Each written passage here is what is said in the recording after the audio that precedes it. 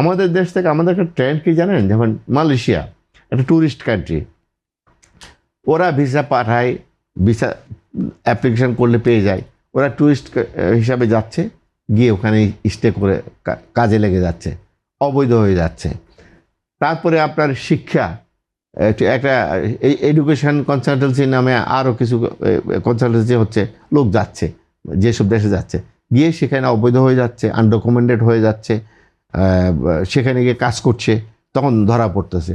এই যে আমেরিকা থেকে রিসেন্টলি যে অনেকগুলো কত লোকগুলো ফেরত পাঠালো, মালয়েশিয়া থেকে ধরে ধরে লোক যে পাঠাচ্ছে অবৈধ লোক, এদের যাদের কোনো ডকুমেন্ট নাই, এগুলো হচ্ছে সব ভিজিট ভিসা।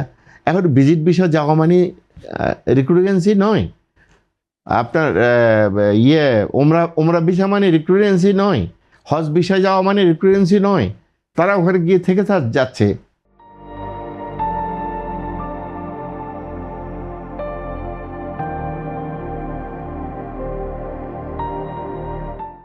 কোনো না কোনোভাবে গিয়ে মানুষ থেকে যাচ্ছে।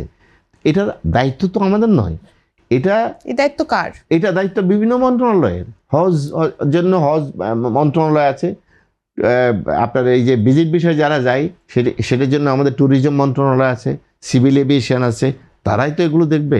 আর সবচেয়ে বড় জিনিস হচ্ছে যে আমাদের যে ঢাকা বিমানবন্দর কিংবা আমাদের ওসমানী বিমানবন্দর কিংবা আমাদের চিটাং বিমানবন্দর, এখানে দক্ষ ইমিগ্রেশন অফিসার নাই। আপনি পৃথিবীর সব দেশে যান, ভিসা পাওয়া মানে তাকে যেতে দেওয়া নয়। ওখানকার ইমিগ্রেশন অফিসার যদি ডিসাইড করে যে হ্যাঁ you are the right person, তোমাকে আমি এখান থেকে এন্ট্রি দেবো। আপনি একটা ফিলিপাইনের লেবার আর একটা বাংলাদেশের লেবার, পার্থক্য পাবেন কেন জানেন? একটা সবচেয়ে বড় কমিউনিকেশন স্কিল। একটা ফিলিপাইন লেবার সে ইংরেজিতে কথা বলতে পারে, সে একটা ফিলিপাইনি লেবার, সে কিন্তু টুকটাক সামান্য টেকনিক্যাল জিনিসগুলো সে কিন্তু কাজ করতে পারে। আমাদের পাঠানো শ্রমিকেরা কিন্তু যেগুলো আমরা জেনারেল লেবার বলেন, ক্লিনার বলেন, আমরা কিন্তু তারা কিন্তু কমিউনিকেশন স্কিলটা অত্যন্ত পুয়ার। আমাদের শিক্ষা ব্যবস্থাটা তো একদম মানে যা ইচ্ছা তা অবস্থা। আপনি চিন্তা করতে পারবেন না, একটা গ্র্যাজুয়েট, আমরা যখন ইন্টারভিউ নিতে বসি, একটা গ্র্যাজুয়েট ছেলে সে ঠিকমতো এক লাইন মানে ইংরেজি লিখতে পারে না। এত শিক্ষা ব্যবস্থা এত এত নিচে নেমে গেছে। সুতরাং আমাদের এই যে আপনি এইসব কথাগুলো যখন বলবেন, তখন আপনাকে একদম গোড়া থেকে আসতে হবে। কী জন্য? আমাদের বেসিক শিক্ষা ব্যবস্থাটা কি? আমাদের ক্লাস ম্যাট্রিক থেকে শুরু করে আপনি হয় সেখানে ভাষা শিক্ষার উপরে জোর দিতে হবে, নাহলে দক্ষতা উন্নয়নের জন্য যোগ দিতে হবে। জেনারেল এডুকেশন কোনো এডুকেশন না। জেনারেল এডুকেশন দিয়ে আপনি কী করবেন? একসময় এগুলোর ভ্যালু ছিল এই দেশে, কিন্তু এখন যখন আপনি বিদেশকে টার্গেট করছেন, পৃথিবীর বিভিন্ন জায়গায় টার্গেট করছেন, আপনাকে এখন এই দক্ষ মানব সম্পদ তৈরি করতে হলে আপনাকে এখন এই দক্ষতা উন্নয়নের জন্য কমিউনিকেশন স্কিল এবং তার এই যে টেকনিক্যাল, যে কোনো টেকনিক্যাল, ছোট হোক বড় হোক, সে এক্সপার্ট হোক, মিনিমাম একটা লেভেলে তাকে যেতে হবে, যেটা আমাদের নাই, আমাদের দেশের নাই। জি, আপনাকে ধন্যবাদ। আমাদের যারা প্রবাসী আছে তাদের একটা বিরাট অংশ মধ্যপ্রাচ্য এবং সৌদি আরবে থাকে, এটা কিন্তু আমরা সবাই জানি। মোট অভিবাসীর 67% সৌদি আরবে। সৌদি নীতি বদলালে বাংলাদেশের বিকল্প কি হতে পারে? একই সাথে সৌদি আরবের মতো দেশে কর্মী পাঠাতে গিয়ে দর কষাকষির ক্ষমতা কি আমরা হারিয়ে ফেলছি? হ্যাঁ, এটা একটা ভালো প্রশ্ন করেছেন যে আমাদের আসলে এখন আমরা যে অবস্থায় আছি, আমি তো গর্ব করে বলতে পারি আমরা কিন্তু আজ থেকে 10 বছর আগে এই শিল্প খাতটা যতটুকু ছিল এখন কিন্তু সে অবস্থা নাই। আমরা অনেক আমাদের দক্ষতা আমরা অর্জন করেছি।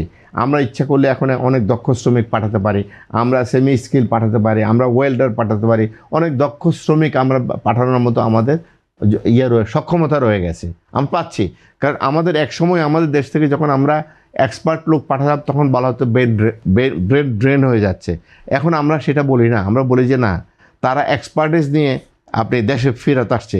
আপনি দেখেন এই দেশে এই যে রেভলিউশনটা যেটা হয়ে গেল এই অ্যাগ্রোবেস ইন্ডাস্ট্রিতে, যে বিভিন্ন ফল ফ্রুট এটা সেটা আমরা পাচ্ছি, এটা তারা এক্সপার্টিস নিয়ে এসে এই দেশে তাদের স্ব-উদ্যোগে তাদের নিজস্ব ইনভেস্টমেন্টে তারা কিন্তু একটা রেভলিউশন করে দিচ্ছে। আমাদের বাংলাদেশ প্রতিদিনের নিউজে কিন্তু বা আমাদের বিজনেস পেজে এরকম অনেক নিউজ দিয়েছে, এগুলো একটা আমাদের বিপ্লব। তারা এনে এবং এখানে সফলভাবে চাষ করে অনেক সফল। তার মানেটা কি? তারা এখন এক্সপার্টিস নিয়ে আসতেছে। সুতরাং আমরা এইদেরকে যদি আমরা কাজে লাগাতে পারি, আমরা ইচ্ছা করলে এখন অনেক আমরা দক্ষ লোক পাঠাতে পারি। এখন মার্কেটটা চার্জ করার জন্য আপনি ইউরোপ মার্কেট ধরেন, আমাদের স্পেনের সাথে আমাদের এমইউ হয়েছে, ইটালির সাথে আমাদের এমইউ হয়েছে, আমরা পাঠাতে পারছি না। জাপানের সাথে আমাদের এমইউ হয়েছে এবং জাপানে 1 লক্ষ লোক দিবে। জাপানে পাঠানোর প্রক্রিয়াগুলো দেখতে হবে, সেই ল্যাঙ্গুয়েজ শিখে সেখানে